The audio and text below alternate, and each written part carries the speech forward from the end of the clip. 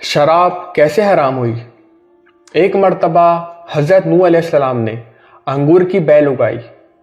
ایک دن شیطان آیا اور اس نے انگور کی بیل پر پھونک ماری تو وہ سوکھ گئی۔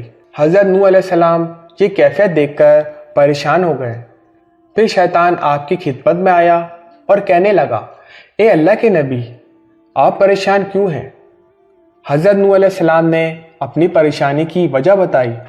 وجہ سن کر شیطان نے حضرت نوح علیہ السلام کو مشورہ دیا کہ اگر آپ اس بیل کو سرسبز دیکھنا چاہتے ہیں تو میرے مشورے پر عمل کریں اور مجھے اجازت دیجیے کہ میں اس بیل پر شیر، چیتا، ریچھ، گیدڑ، کتا، لومڑی اور مرغ 7 جانوروں کا خون بطور نذرانہ چڑھا دوں۔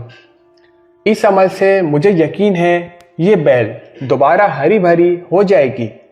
حضرت نوح علیہ السلام نے اجازت دے دیا اور یہ اجازت بے خبری کی وجہ سے تھی، چونکہ حضرت نوح علیہ السلام کو اس وقت نذرانے کی حرمت معلوم نہیں تھی۔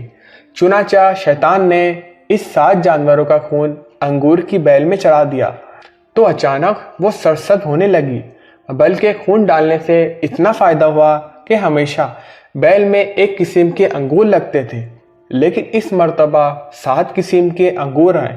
اس وجہ سے شرابی یعنی شراب پینے والا شیر کی طرح بہادر، ریچھ کی طرح طاقتور، چیتا جیسا غصہ، گیدڑ کی طرح بھونکنے والا، کتے کی طرح جھگڑالو، لومڑی کی طرح چالپوس اور مرغ کی طرح چیختا رہتا ہے۔ اس زمانے میں نوح علیہ السلام کی قوم پر شراب حرام کر دی گئی۔